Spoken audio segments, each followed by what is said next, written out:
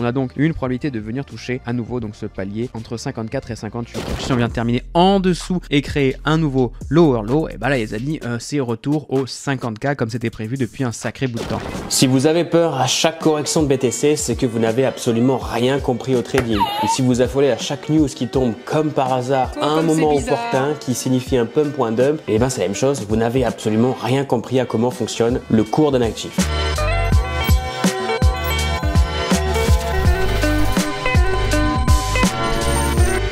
Bonjour à tous et à toutes et bienvenue encore une fois dans une nouvelle vidéo de Crypto Prédiction, la chaîne essentiellement dédiée à la lecture graphique des cours des actifs et non aux news toutes pétées qui ne correspondent à rien. Aujourd'hui, vous l'avez compris, ça va être évidemment le sujet principal de cette vidéo étant donné que j'en ai vraiment ras-le-bol de voir partout des gens s'affoler après avoir vu des news qui ne devraient pas vous effrayer parce que les journalistes ne font que coller des événements aléatoires qui se produisent par rapport à ce qui est en train de se produire sur le cours d'un actif. En l'occurrence BTC, ça fait maintenant 2 mois et demi que je vous dis que ça va chuter. Alors je suis pas non plus le meilleur trader au monde, hein, les amis, calmons-nous tout de suite, hein. Mais ça fait 2 mois et demi que je vous dis qu'avec la lecture graphique, il se devait en weekly se passer ce qui est en train de se produire actuellement. Est-ce que je lis l'avenir, les amis? Absolument pas. Je ne fais qu'étudier un graphique et surtout je ne fais que comprendre ce qu'un graphique est en train de me dire. Ce n'est pas une science absolue, évidemment. Vous vous rendez compte que je fais des erreurs quand je vous donne des positions gratos sur Instagram, petite promo personnelle, les amis. Mais c'est pas tant ça qui m'énerve le plus. Moi, c'est de voir que les grands influenceurs crypto, notamment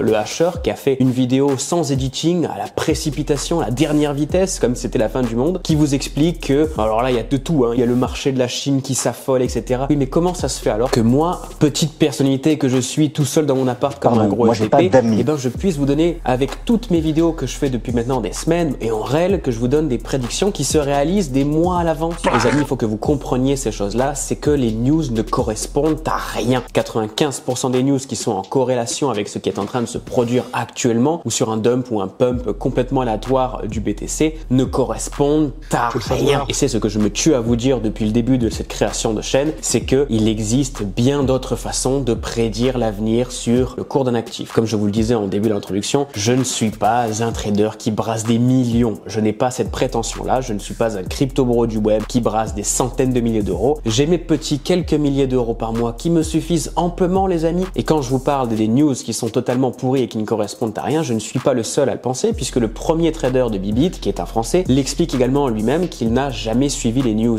Encore une fois, tout simplement parce qu'ils font corréler des news avec ce qui est en train de se produire sur le cours d'un actif. Si vous avez un dump, ils vont vous sortir une crise économique quelconque d'un pays et si vous avez un pump, ils vont vous dire que c'est le discours de Trump, ils vont vous dire qu'il y a une guerre en Iran, il y a une guerre en Irak et souvent ils sont incapables de vous dire pourquoi ça dump et ça pump dans la même journée. Ça voudrait dire que les gens voient une guerre arriver, donc ils vendent tout mais ils rachètent dans la foulée, donc ils perdent 2 fois des sous, donc ils vendent à perte, mais ils rachètent encore plus à perte. Ça n'a absolument aucun intérêt ce genre de news. Il faut que vous sortiez de ce schéma-là, que les news en crypto ou même en trading, en règle générale, elles ne correspondent à rien. Vous avez aujourd'hui un marché à plus de 1400 milliards de dollars. Cela veut dire qu'il obéit à des règles de marché financier. On a parlé du halving, les amis, ça n'a absolument rien changé. En l'occurrence, on a dumpé notre race. Et on a parlé également de l'acquisition de l'ETF qui a fait pumper pendant un certain temps. Allez, je vous l'admets, on a pumpé de 300 $ que l'on a reperdu dans la foulée aujourd'hui avec une énorme chute qui était prévue, comme je vous le disais dans ma dernière vidéo principale, que effectivement il devait se produire une chute, une correction aux alentours de 50K. Encore une fois, je vous le répète sur toutes mes vidéos et ça fait plusieurs fois que je vous explique comment ça fonctionne. Ne tombez pas dans le panneau ridicule qui est celui de la crainte des informations qui arrivent à tout va, une crise financière quelconque. Non, tout ce qui doit se produire sur le cours d'un actif doit se produire étant donné qu'un graphique ne ment jamais. Et oui les amis, c'est comme ça que ça fonctionne. Mais j'ai quand même énormément de mal à croire que si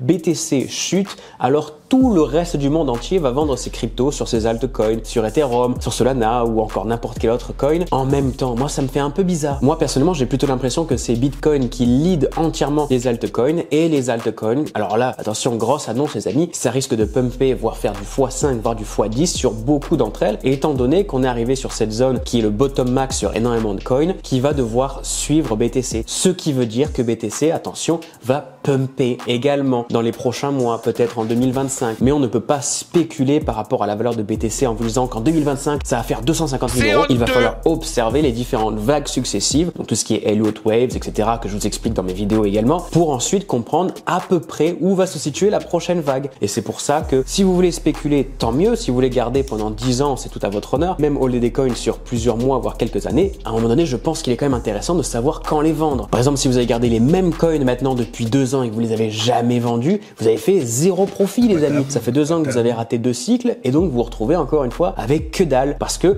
on ne peut pas investir de l'argent dans un domaine qu'on ne maîtrise pas à la perfection. C'est-à-dire pour ça que je fais ces vidéos, c'est pour vous aider et vous donner des indices de comment comprendre le fonctionnement d'un cours d'un actif ou même de comment fonctionne, si vous voulez, un petit peu les cryptos sur du moyen voire long terme. Pour vous expliquer ce qui va se produire sûrement dans les prochaines heures ou même peut-être dans les prochains jours, je vais passer sur un graphique sur Bitcoin et vous faire des annonces. Vous allez voir, c'est incroyable. Ça va se reproduire peut-être dans les prochains mois. On va sûrement dire que c'est Trump qui fait pumper ou que l'Iran a développé une arme chimique qui va dans la Mongolie de mon cul. Vous allez voir, c'est incroyable, ça va se produire et on pourra dire que je suis donc un génie. Franchement les gars, avec grand plaisir. Ça me ferait très plaisir à moi et à ma maman, vous savez. Passons sur le graphique. Premièrement en hourly. Ce qui m'embête avec la hourly, c'est que le temps que je finis cette vidéo et de l'éditer et de passer le lendemain à faire tout ce que j'ai à faire, et j'ai l'impression que si je donne des vidéos qui se sont produites après ce qui était censé arriver, j'ai l'impression de passer pour un gros amateur. Même si déjà, je pense quand même avoir un petit peu de légitimité puisque ça fait des mois que je veux donner des positions gagnantes, mais quand même il y a toujours des gros rageux sur le net et malheureusement j'ai toujours du mal à m'en défaire de ces gros rageux. Je sais, maman, je m'excuse. Je ne devrais pas m'énerver quand Jean-Louis du 29 m'envoie des messages d'insultes en me disant mais t'es trop nul, moi j'ai fait 4 millions d'euros sur Bitcoin depuis le début. Et vous allez voir, c'est quand même assez incroyable, c'est qu'on vient de s'arrêter à 2 paliers Fibonacci au retracement. Donc est-ce que je suis encore une fois un fou furieux de la crypto? Nous allons voir ça tout de suite. Nous avions donc dans cette descente juste ici, là une bougie verte qui s'était retracée au-dessus de 0,236. Si vous me suivez, je me radote encore une fois, mais on est sur une potentielle correction qui va monter jusqu'à 56 250 actuellement. La zone où il faudra effectivement regarder et s'intéresser plus tard, c'est la zone 0,786 qui correspond à 57 345, donc actuellement, juste ici, puisque au-delà de 0,186, on a souvent tendance à avoir une continuité de la tendance précédente. Aujourd'hui, nous sommes dans une vague positive, c'est-à-dire une correction par rapport à ce qui est en train de se produire, par rapport à ce qui s'est passé juste avant, c'est-à-dire cet immense dump à 49K, et on va se retrouver sûrement avec une forte probabilité de venir toucher par la suite tous les paliers qui n'avaient pas été pris. Pour récapituler très rapidement, palier 0,5 en hourly, qui correspond donc à un palier de résistance relativement intéressant. Moi, je ne vais jamais au-delà, c'est-à-dire que la plupart du temps, je prends des positions qui vont jusqu'à 0,5 voire 0,618 en fonction des vagues précédentes, donc en fonction de la théorie des Elliott Waves, mais je ne serai pas devant mon ordinateur avant que cela se produise, puisque les 23h30 déjà est de dos. Mais effectivement, si on vient terminer à 0,118, alors j'aurais plutôt tendance de prendre un short de quelques heures, étant donné que l'on risque sûrement actuellement, c'est comme ça que je le vois, donc il faudra attendre la fin de vague, donc calmez-vous les amis, tout est une question de lecture, ça va sûrement faire ça, et ensuite on va redescendre donc de tout cet enchaînement de bougies vertes jusqu'à au moins revenir à toucher 0,236 puis 0,5, c'est-à-dire environ 53 000. En daily, maintenant, on a un cas que j'aime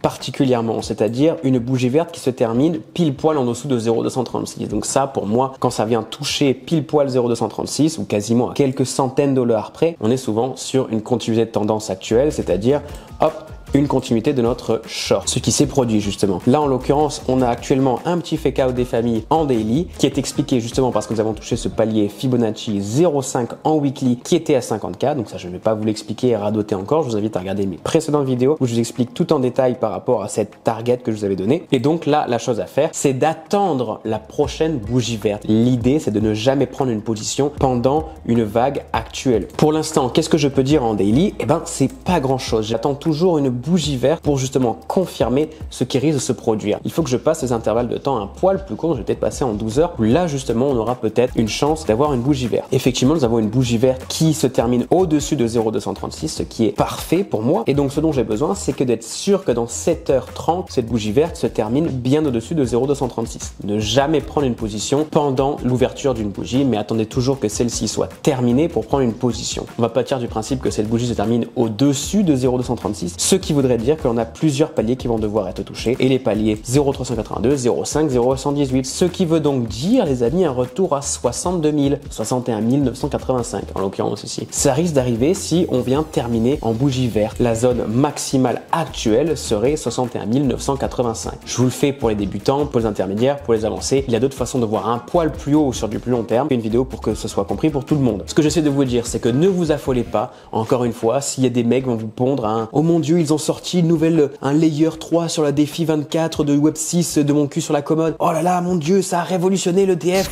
ETH a été accepté, le halving est enfin arrivé. » Voyez et comprenez ce qu'un graphique vous dit. Eh bien, tout est écrit. Il suffit simplement de lire ce qui va se produire. La dernière chose que je pourrais vous dire, c'est qu'en weekly, cette dernière vague s'est terminée aux alentours donc de 50K, donc qui correspondait, on va le retracer actuellement, au palier 0,5 de ce grand pump précédent. Il existe, encore une fois, une probabilité de venir toucher 44 000 ou même les 45 000 si et seulement si, entendons-nous bien, on continue toujours avec un enchaînement de bougies rouges. À partir du moment où il y aura une bougie verte en weekly qui viendra se terminer au-dessus de 0,236 de cette vague négative, eh bien il faudra revoir toutes les prédictions que je viens de vous donner. C'est comme ça les amis, il n'y a pas de prédiction fixe. Il peut y avoir des prédictions fixes sur du court terme, mais sur du moyen voire très long terme. Il faudrait que je sois présent sur une semaine et moi je préfère me concentrer sur du 20-30 minutes plutôt que de me concentrer sur d'une semaine et de prendre des positions avec un seuil de liquidation qui est beaucoup trop faible, même en ouvrant des volumes tout petits par rapport à ma liquidité de départ. En revanche, je reste très confiant sur BTC. Pour moi, nous sommes actuellement sur du 84K, peut-être du 85K avec un 1.7 Fibo si l'on venait à terminer aujourd'hui cette vague négative aux alentours de 50K. Donc c'était ce que j'avais prévu également depuis un certain temps en vous disant que 84K c'était un palier relativement intéressant. Donc les amis, soyez un poil plus rigoureux, suivez les bonnes personnes. J'ai été très déçu d'énormément de youtubeurs crypto qui nous ont lâché des espèces d'énormités dernièrement sur ce qui est en train de se produire. Si les mecs étaient vraiment bons, ils vous l'auraient prédit comme je vous l'ai prédit depuis des semaines. Encore une fois, j'essaie pas de me jeter des fleurs les amis, j'essaie simplement de vous dire que malgré mon petit statut de trader en bois, eh ben j'arrive quand même à prédire des choses que les soi-disant grands crypto traders qui font partie des 2% gagnants, eh ben eux ne vous prévoient pas. Ils se disent j'ai perdu 100 millions d'euros en une journée. Les gars, t'étais pas un trader en fait, t'étais juste un demeuré qui savait pas du tout gérer son argent.